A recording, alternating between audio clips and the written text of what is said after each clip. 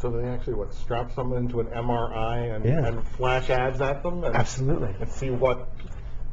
And see, well, essentially, a lot of them are interested in how people respond, not just their verbal responses, how they self-report on questionnaires, but also how their brain is activated and how brain activity might be associated with further behavior.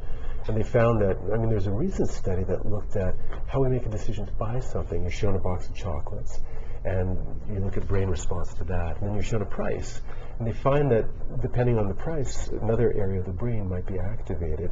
And if the price looks advantageous, if it's a good deal, then another part of the brain tends to be activated. And people will buy, then the person in the machine makes the decision to buy. And the decision to buy is far more based on patterns of brain activity than it is on self-reporting, than the person saying, oh yeah, I like that object and it's a good deal. So in certain ways, some of these markers are thought to be as good, if not better, than self-reporting.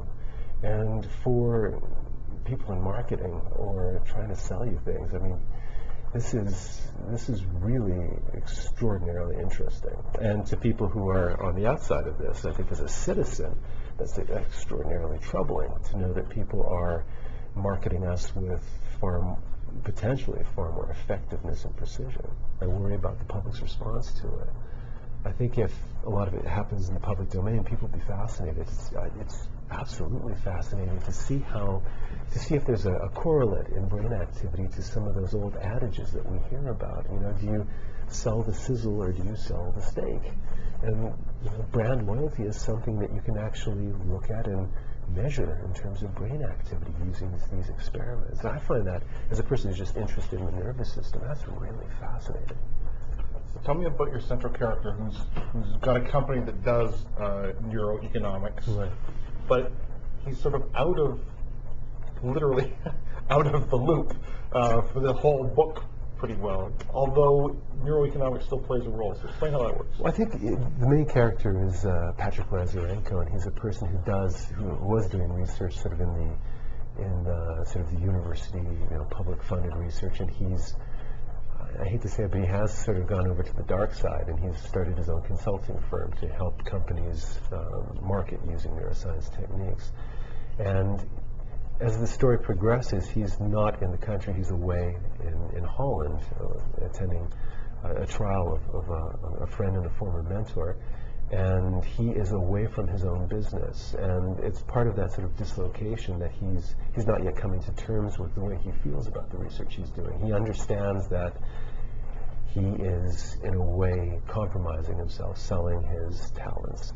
He understands sort of the cynicism behind some of the research. I mean, the research is interesting, but it's not completely validated right now, and he understands that as well. And he probably ducks the ethical question by saying, look, this is a technique that might not even work. If these companies want to throw money at me, that's fine, but I don't particularly believe that it, you know, really gives you a bang for your buck. But that's not, to me, that's not really an excuse for doing what he does.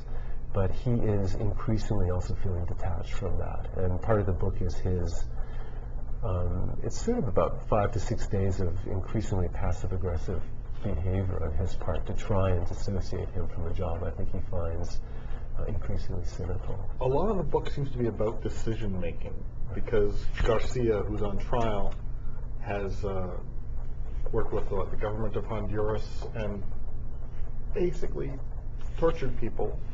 And what was Garcia's role? Garcia was, a lot of this is, you know, the main character was involved in the dirty wars in Honduras in the early 1980s, when the Honduran government was detaining and torturing people who they viewed to be insurgents, communist insurgents. And as part of that, they needed a physician to be able to make their interrogations more effective, to be able to make sure that prisoners weren't dying before they were giving as much information as they could. And they chose one doctor, and they happened to choose Hernan Garcia. And he participates, and it's the nature of that participation that is the key of the book. The protege in the story, Patrick Lazarenko, tries to understand how a person who he's come to know as being very honest and caring and being a wonderful person and a mentor for him, how a person like that could participate in torture and what could lead a person to perhaps rationalize participating in torture. So it comes, and he, throughout the book, I believe he comes to understand how Hernan could get into a situation where he could rationalize participating in this sort of activity. And not only participating, but thinking that he was doing something that had, in the end, a good outcome, that he participated in it with some sort of intent that was positive and yet was terribly misinformed. Great first novel. Thanks. The book is Garcia's Heart, first novel from Lian Durcan and Garcia's Heart, published by McClelland and Stewart.